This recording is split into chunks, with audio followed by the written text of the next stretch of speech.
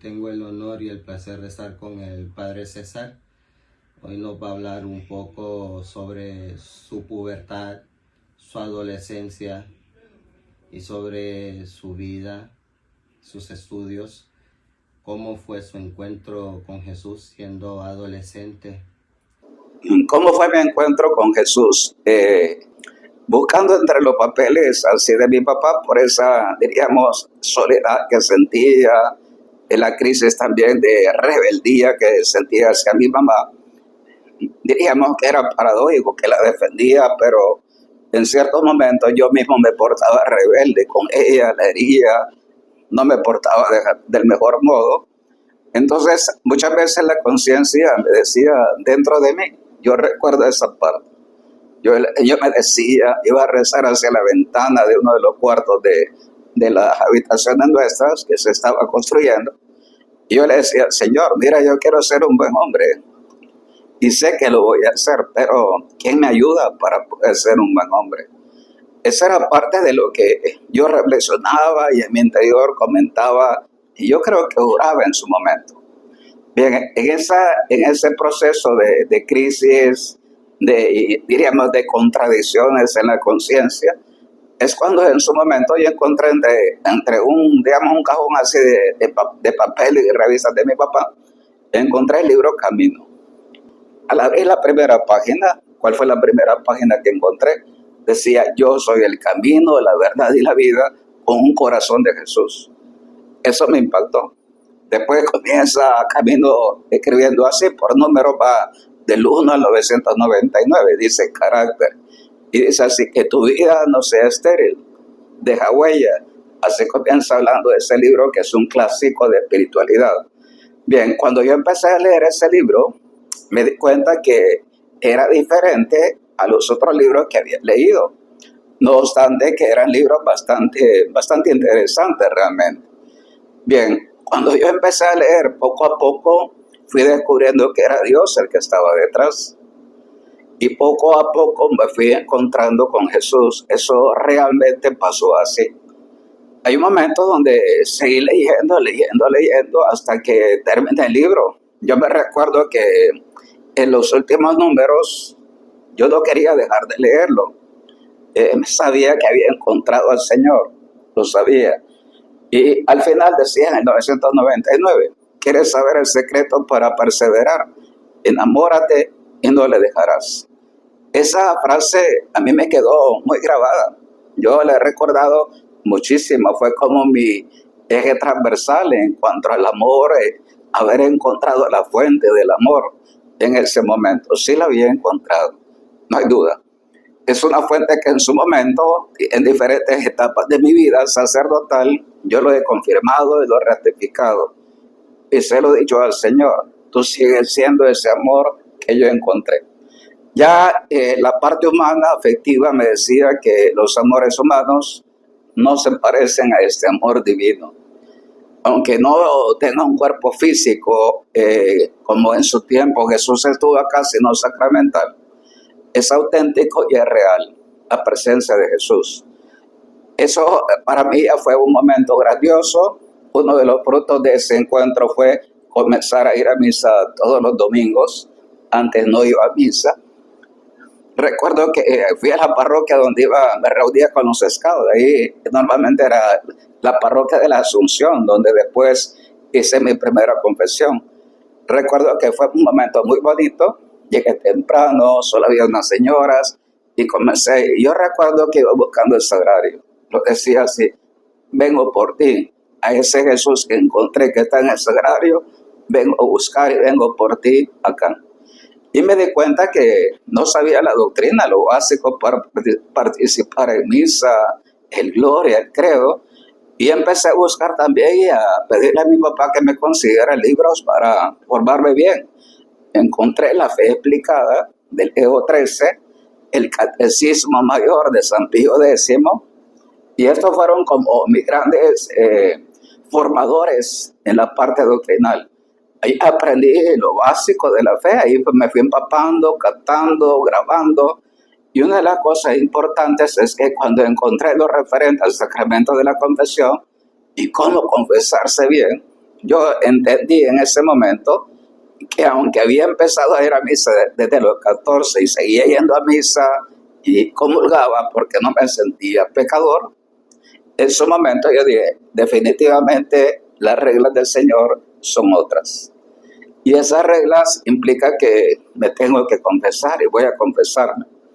Busqué al párroco que Dios sabe por qué, providentemente me puso al mismo sacerdote de San Rafael Cedro, que era el párroco de mis abuelos, lo trasladaron a la parroquia de Mexicanos de la Asunción. Y con ese mismo párroco yo lo busqué, me recuerdo la primera vez, no me confesó porque estaba quitándose los ornamentos, me preguntó, vamos a ver hace cuánto se confesó delante de la secretaria que le estaba ayudando a quitarse la casulla. Yo le dije con un poco de pena, padre, tenemos que comenzar desde la primera comunión porque no me había confesado, pero no lo dije. Yo esperaba decírselo a él en secreto. Pero hasta entonces había preparado ya mi examen de conciencia, así detallado, lo hice bien como aconseja San Pío X.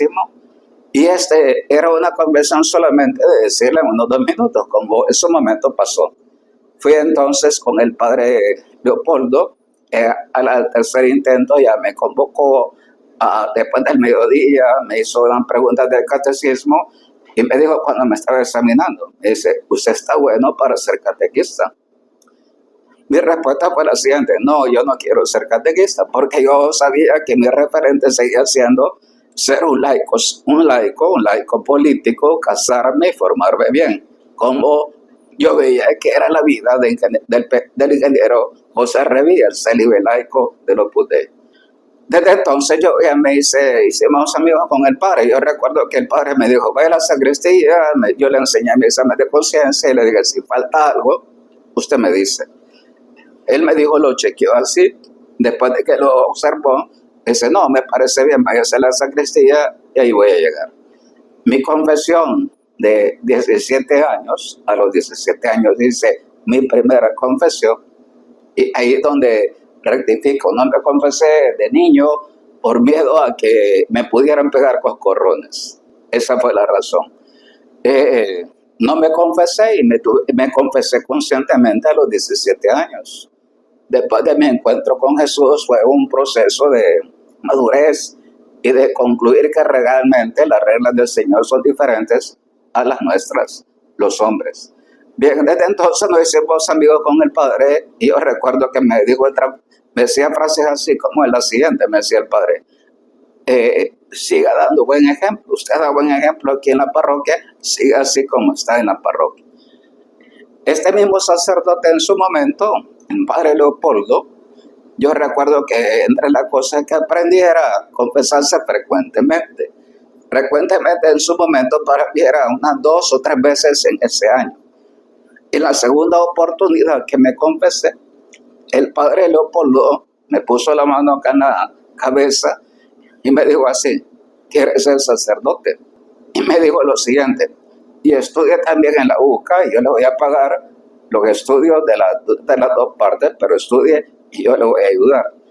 A mí me estremeció esa parte que me dijo porque nadie me había ofrecido hasta ese momento algo tan bonito. Pero yo se lo dije con honestidad, le dije al padre Leopoldo, le dije, mire padre, yo pienso que si Dios quisiera que fuera sacerdote, yo lo quisiera en mi interior. Pero desde muy niño, yo cada vez me voy convenciendo de que Dios quiere que sea un gran político, un laico, que me case, etcétera, en la parte civil. No veía en absoluto ese querer ser sacerdote. Bien, cuando eso pasó, pues eso me dejó inquieto, incluso me siguió dando vueltas, me impactó porque me lo decía el sacerdote, el párroco. Y incluso yo dije, para quitarme un poco los tiros, como hice con mi abuelo en su momento, cuando me lo planteó, yo dije, pero voy a ir al seminario, y le volví a preguntar al padre si podía ir a hablar con un sacerdote en el Seminario Mayor de San Salvador, para salir un poquito del apuro, porque yo me sentía como que me estaban comprometiendo, pero yo no quería. Y lo que quería era justificar mis razones para no entrar. De hecho, me recuerdo que fui en su momento, era un poquito para quitarme los tiros, pero yo fui a argumentar que quería ser militar, ser político y al margen del Señor. Eso estaba bien claro. En absoluto veía ninguna pista que me indujera que Dios me quería para sacerdote. Esto entonces para nosotros, para mí fue bastante, eso fue ya tocando, ya a los 17 años ya el Señor ya empezó a resonar. Esa llamada siguió resonando en mi interior, no era solo un gusanito, sino algo más que iba en mi interior. Incluso más de alguna vez cuando hablamos con el padre Leopoldo, yo recuerdo que decía así: si tiene que decir algo a su párroco, corríjalo en privado. Y yo me recuerdo en alguna oportunidad que lo hice, algún tema concreto que hablamos, él me dijo así: cuando usted sea sacerdote se va a recordar. Y me dijo algunas frases que a mí me quedaron bastante grabadas en su momento. Yo cuando veo un poquito hacia atrás, como sacerdote me lo pregunto, yo pienso que a los 17 años ya él veía ciertas condiciones que eran como aptitudes para ser un buen sacerdote o al menos entrar al seminario. Yo no estaba preparado para decir sí a esa propuesta. Desde esa primera confesión a esta primera llamada al sacerdocio, siempre fue como mi fe fue creciendo, madurando. Hubo un segundo noviazgo. Yo me recuerdo más o menos hacia el primer año, segundo año de bachillerato, con una vecina cerca, igual, ¿verdad? Una carita bonita, etcétera, pero habían cosas que realmente no me gustaban. No me gustaban, y voy a ser honesto, no veía ni en el primer noviazgo ni en el segundo noviazgo una futura esposa. En absoluto lo veía, porque no las conocía, no sabía cómo era realmente, y por supuesto habían ciertos detalles de vida, especialmente de fe, que, bueno, no, era diferente mi proceso de conversión al proceso de ellas. En un tercer momento, cuando ya esto se había dado, mi experiencia de fe ya estaba más madura, es cuando empecé a prepararme para entrar al bachillerato. Voy a retomar acá cuando me peleé con mi papá. Entonces me hizo que me preparara arduamente. Yo recuerdo que comencé a estudiar bastante porque la única opción que tenía era ingresar al Infram, el Instituto Nacional Francisco Menéndez. Un instituto que no todos podían entrar porque había examen de admisión y obviamente se pedía cierto nivel académico más alto a los que entraran. Era un instituto muy famoso, era muy digamos, a nivel de país sonaba bastante, era una institución de mucho prestigio a nivel oficial, y yo me preparé. Yo recuerdo, yo me levantaba muy temprano, hacia las 4, las 5, 3 meses, para prepararnos, porque eran 3 pruebas. Una prueba, el promedio de notas de tercer ciclo, un examen psicológico y la prueba académica. Llegó el momento de la prueba, examiné y nos dijeron así: los que van a aceptar, más o menos llegamos unos 10,000 aspirantes a entrar, de esos van a quedar 1,400 y van a salir publicados en la prensa gráfica de tal día, que era un jueves, por cierto. Yo seguí rezando, y cuando fui en esa etapa preparatoria y todo, yo me sentía como un poco huérfano de padre por la crisis que vivía. Le dije a mi padre Dios, le dije así: si eres mi padre, ayúdame, prueba que eres mi padre. Eso se lo dije, yo recuerdo muy claro a él, y fue impresionante la respuesta, porque cuando fui a comprar la prensa gráfica del día previsto, fui bien temprano, me levanté temprano, y lo impresionante fue que cuando abrí las páginas, en la primera sección de las mejores notas de los varones, nuevamente volví a estar solo con varones, ahí aparecía mi nombre en esa sección.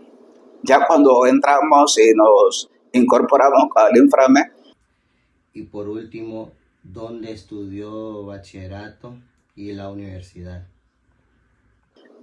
Me di cuenta que efectivamente era la nota más alta de todos los varones. Y era bien interesante que el promedio de 60 alumnos era muy alto respecto a los demás. Todos los profesores cuando pasaban decían: aquí está la crema innata de todos los estudiantes. Y eso era a nivel nacional, me recuerdo muy bien. De hecho, el primer bachiller de los 1400 fue un alumno de esa sección, uno que era ciego, por cierto. Y en el segundo año nosotros ya nos dividimos. Eran 3 opciones académicas: la parte matemática, física, químico, biológico y la parte humanística. Ya en esta parte, incluso en el inframen, a mí me presentaron las vocaciones, ya cuando uno va definiendo de primer año, segundo año, la opción que va a tomar. Yo recuerdo que en su momento nos presentaron la parte humanística, ciencias y humanidades. Allá aparecía una figurita con un sacerdote. Pero yo decía, eso no es para mí, eso es otra cosa. Y yo recuerdo que entre las psicólogas que tuvimos, era una asesoría vocacional, una de las psicólogas decía, para ser seminarista, esos sí son quesos, decía ella, muy inteligente. Y ella contaba su experiencia con seminaristas en los planes de renderos. Y ella decía, a mí sin duda que los que son muy inteligentes son los seminaristas.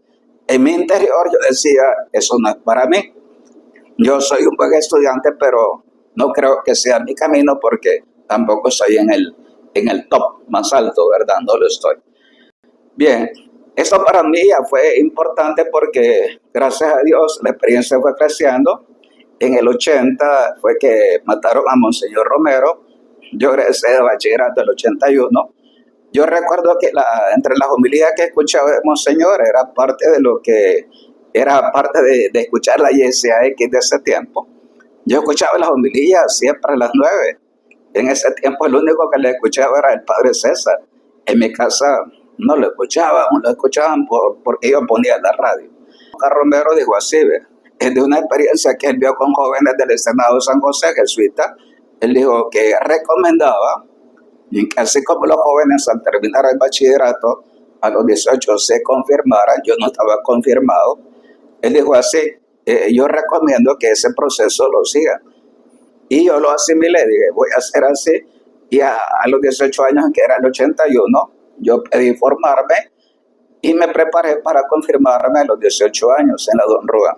Nos preparó una religiosa salesiana, varias semanas, me recuerdo. Fuimos, recibí el sacramento de manos de Monseñor Luis Chávez y González, que era arzobispo emérito.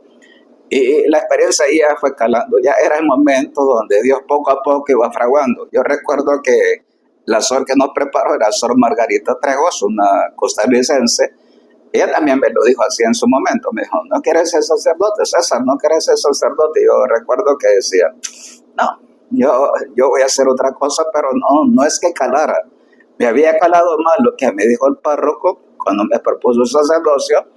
Estas cosas yo lo que quería era como dejarlas ir y como evadirlas más que afrontar propiamente la llamada.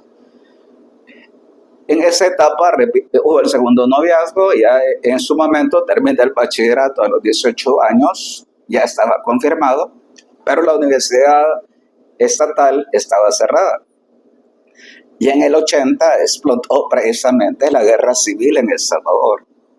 Eso supuso varias cosas. Yo desde que era scout me fui preparando, yo dije, en el inframen, que era una institución que preparaba para la escuela militar, yo dije, va a ser el contacto para que en su momento entrara a la escuela militar, etc. Por las razones que fueran, definitivamente no opté por la escuela militar. La otra opción que tenía era la Fuerza Aérea. A mí me gustaba desde niño este tema, era otro tema humano. Los aviones, no solamente volarlos, era construir aviones.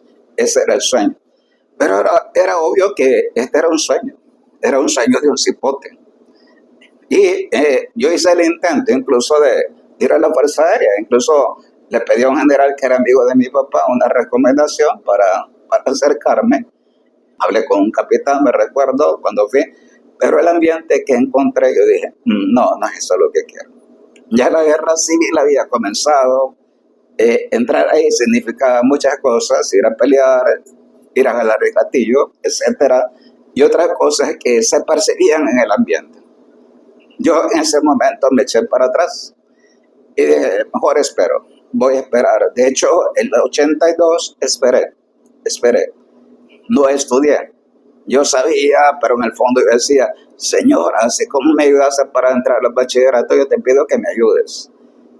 Porque básicamente dependíamos del esfuerzo de mi mamá para poder estudiar en la universidad. Entonces abrió la Universidad Estatal Nacional, entramos digamos, a unos edificios fuera del campus en el 83 y comencé a estudiar como alternativa, ya que mi papá trabajaba en una empresa constructora. Empecé a estudiarlo no porque fuera mi sueño, no porque yo quisiera ser ingeniero civil, sino porque había que ser ingeniero para poder salir adelante. Pero mi sueño estaba irme a Europa, ahorrar en su momento, casarme en Europa y sacar lo que yo quería desde niño, de los aviones, construirlos, etcétera, en otro país. Eso era como a más largo plazo. Estudiando, hice las etapas de dos años. Al tercer año fue donde el Señor ya entró más así frontal. El 84 pues ya fue el momento donde ya el Señor me puso, se me habló más claro. De hecho, ya voy a contar en su momento cómo en esta etapa el Señor, yo seguí leyendo, hubo como ciertos momentos donde el Señor ya estaba moviendo la historia de El Salvador, de la guerra civil, que ya en su momento yo dije, no voy a matar, no voy a entrar al ejército. En el inframen habían compañeros que se organizaron en la izquierda y también ellos proponían, dicen, no puede ser carne de cañón, o estás en la derecha o en la izquierda. Yo en su momento sé que hacer una opción va a ser de un modo distinto, pero yo tenía claro que un cambio justo en el país no atravesado por la violencia. Eso lo tenía muy claro desde los 14 años. Y luego vino la muerte de San Oscar Romero, que impactó, a todos nos impactó, a mí también. Luego vino la visita del Papa Juan Pablo II en el 83, que fue impactante, un 6 de enero del 83, cuando el Papa vino. El Papa venía en un contexto donde había sacerdotes salvadoreños en la guerrilla. Eso es historia. Entonces viniera como a llamarle fuertemente la atención al clero. El Papa Juan Pablo lo que hizo en el gimnasio Marcelino Champañat del Liceo Salvadoreño, lo que hizo es hablarle a las monjas religiosas, religiosos, sacerdotes, y de un modo muy bonito habló de la vocación sacerdotal. Cuando yo le escuché al Papa hablar ese día, yo dije esta frase: así si quisiera ser sacerdote, como el Papa Juan Pablo II lo acaba de describir, que es un sacerdote. Primera vez que lo dije de corazón. Y primera vez que yo dije, sí, eso sí lo quisiera yo, así como el Papa Juan Pablo II lo ha descrito, sí quisiera ser un sacerdote. Bien, aquí entonces en el bachillerato ya había renunciado nuevamente a las novias. Ya cuando entré a la universidad hubo alguien más que me atraía en su momento. Nos atraíamos mutuamente, pero yo veía ya, empezaba a ver ya que el Señor poco a poco me estaba pidiendo algo más. Y yo sabía que si me acercaba mucho a esta persona, era más difícil que yo estuviera dispuesto a irme rápido y renunciar a todo por el Señor. Eso era evidente. Por esa razón fue más distante, fue una cosa más de amigos que algo que pasara algo más. Pero sí es decir algo que caló y que en su momento, cuando ya estaba en el seminario, quizás de los 3 noviazgos, el que más caló fue este, y que en su momento tuvo que pasar sus etapas hasta que eso pues se dejara de lado y se superara lo que es obviamente un noviazgo con un nivel afectivo inferior a un amor maduro, como lo sabemos ahora, y que es el que fundamenta una relación matrimonial. Esto es un poco diríamos, desde la pubertad, adolescencia, hasta el comienzo ya cuando Dios me va hablando, estando en la universidad, yo me aclaro lo que quiero ser y el Señor va a decir con mucha claridad lo que quería de mí.